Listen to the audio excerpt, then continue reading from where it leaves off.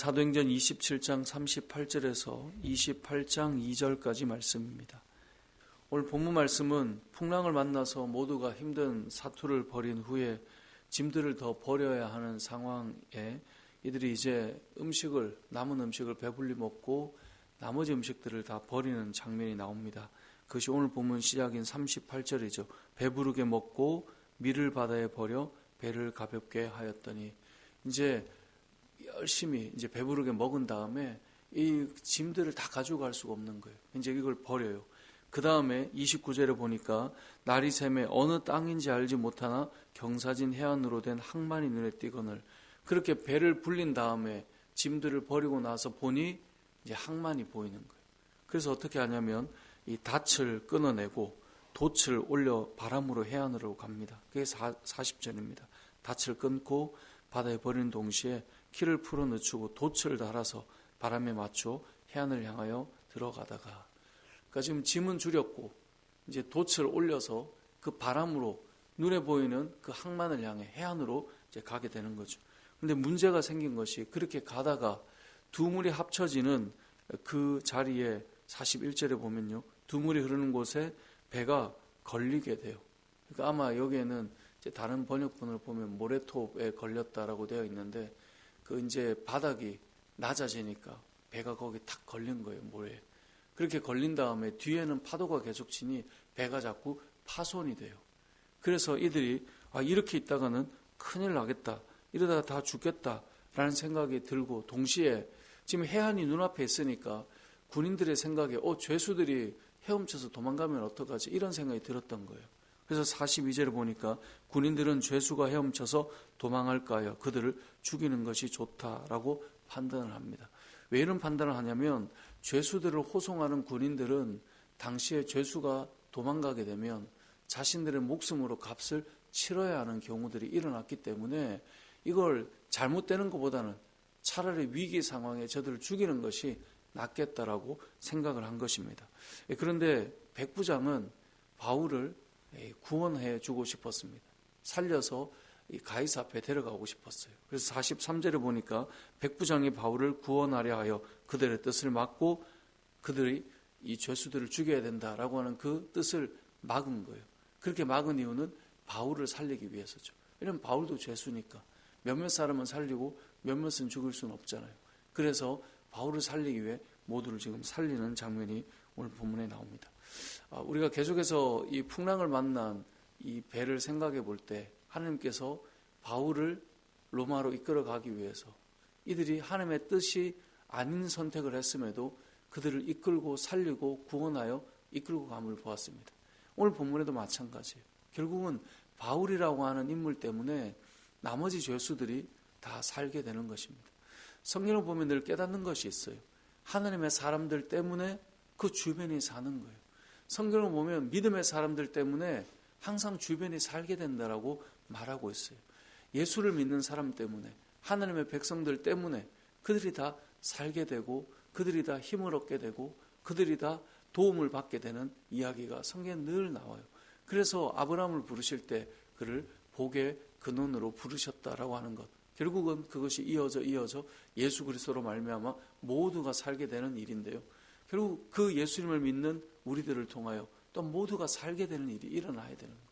오늘 본문에 등장하는 바울 때문에, 이 바울 한 사람 때문에 죄수들이 또 살게 되었다라고 하는 것을 오늘 본문을 통해 우리가 기억하시면서, 저와 여러분이 있기 때문에 가정이 살고, 저와 여러분이 있기 때문에 직장이 살고, 저와 여러분이 있기 때문에 사업하는 그 자리가 살고, 저와 여러분이 있기 때문에 공동체가 살고, 다른 사람들이 아니라 여러분 때문에, 우리 때문에 살게 되는 역사가 있는 것, 그것이 믿음의 사람들이 가진 복이고 또 사명이라는 것을 오늘 본문을 통해 알 수 있게 되는 것이죠.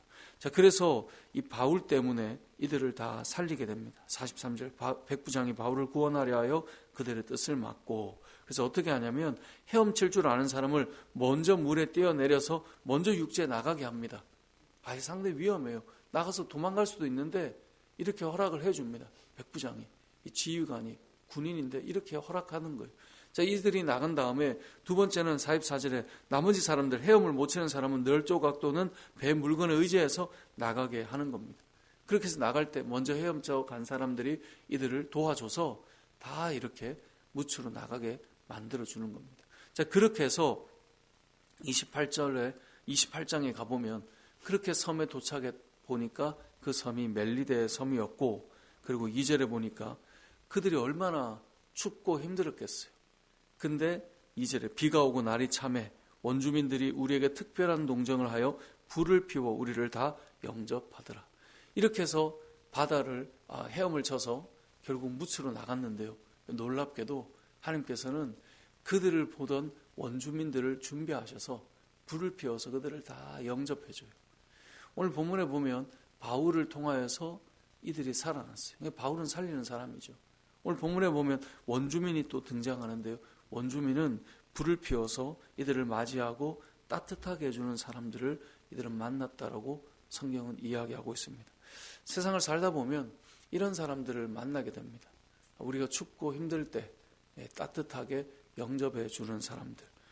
세상은 사실 참 냉정해요. 다 자기의 것, 또 자신의 이름, 자신 중심으로 살아요. 보면 참 차갑게도 자신의 이익만을 위해 살아가는 모습이 참 많게 펼쳐져 있습니다. 근데 그럼에도 불구하고 따뜻한 사람들이 있어요. 그럼에도 불구하고 힘들 때 영접해주고 맞이해주는 사람이 있어요. 아유, 목사님, 그거 사기일지도 몰라요. 아유, 목사님, 그거, 믿으면 안 돼요, 다. 이런 사람들도 있지만, 정말 믿음의 사람들 안에는 따뜻한 사람들이 있어요. 그래도 또 맞이해주고, 그래도 또 영접해주고, 그래도 또 그들을 도와주고, 이런 사람들이 우리의 삶이 되어야 하는 것입니다. 오늘 본문에 보면 바울은 살리는 사람이고 원주민들은 영접하고 따뜻하게 하는 사람들이에요. 특별히 믿음의 사람들은 영접하고 따뜻하게 해주는 사람들이에요. 때로는 눈에 뻔히 보이는 사람들인데도 여전히 따뜻하게 그들을 맞이해주는 사람이 되어야 한다는 것을 우리는 기억해야 돼요. 제가 예전에 사역했던 봉천동에서 사역할 때 한 교회에 청년이 찾아왔어요.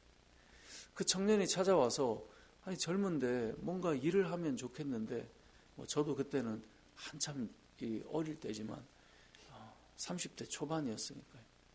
근데 왔어요. 도와달라는 거예요. 본인이 고시원에 좀 들어가서 살고 싶은데 목사님이 좀 도와달라는 거예요. 저는 그때는 진짜 지금도 넉넉한 형편은 아니지만 한 달 사례비 100만 원 받고 너무너무 어려울 때인데 그렇게 왔는데 이걸 어떻게 해야 될지 모르겠는 거예요. 그래서 아내한테 얘기를 해서 그때 10만 원인가를 봉투에 담아가지고 줬던 기억이 나요. 근데 그 다음 주에 또 왔어요. 자기가 고시원 방은 얻었지만 당장 일을 구하기 위해서 먹고 살아야 되는데 아무것도 없다는 거예요. 그래서 계속 와요. 몇 차례 왔는지 몰라요. 그래서 이제 봉투를 올 때마다 이게 계속 그 금액만큼 못 줘, 점점 줄어들지만 챙겨주는데 이제 마음에는 진짜 여러 마음이 들더라고요. 이렇게 하는 게 맞나? 저렇게 하는 게 맞나? 토요일에 이제 왔는데 한 이제 성도님이 그걸 보고 좀 해결을 해 주셨어요. 이렇게 해야 됩니다. 저렇게 계속하면 안 됩니다. 근데 제가 이제 그분의 도움을 받아 사실 끊어지긴 했지만 이제 그 성도님들과 늘 고민하는 것들이 있어요. 교회는 어디까지 도와야 되고 어떻게 해야 되는 걸까? 이제 우리 교회는 상가교회다 보니까 그런 분들이 거의 오지 않죠. 지난번 사역했던 이제 큰 교회들은 정말 많이 오세요. 어떻게 해야 될까? 어느 정도 정해줘야 될까? 그런 고민들을 늘 안고 있어요. 왜냐하면 교회인데 그냥 정해놓고 사무적으로 탁 이렇게 하면 물론 이제 어느 지점까지는 그렇게 할 수밖에 없지만 그걸 뛰어넘는 어떤 사람들을 만날 때가 온단 말이죠. 우리가 이 땅을 살면서 뭔가를 참 정해놓기는 어렵지만 그런 고민들을 하고 살아야 그래도 우리는 좀 온기들을, 따뜻함들을 잃어버리지 않는다는 생각을 해봐요. 그러니까 그런 고민조차 없으면 이제는 차가워질 수밖에 없는데 고민하게 되고 어떻게 해야 될까 생각하게 되고 그런 마음들 속에서 아마 저와 여러분의 삶 속에 흐르게 만드는 이 따뜻함들이 펼쳐지게 될 것입니다. 답을 뭔가 딱 내릴 수 없지만 그래도 성도는 오늘 본문에 이 헤엄쳐서 나온 사람들이 2절에 비가 오고 날이 추운데 어떤 마음이 들겠어요? 저들이 괜찮을까? 전혀 모르는 사람들이잖아요. 불을 피우고 영접해주는 사람들이 있었다.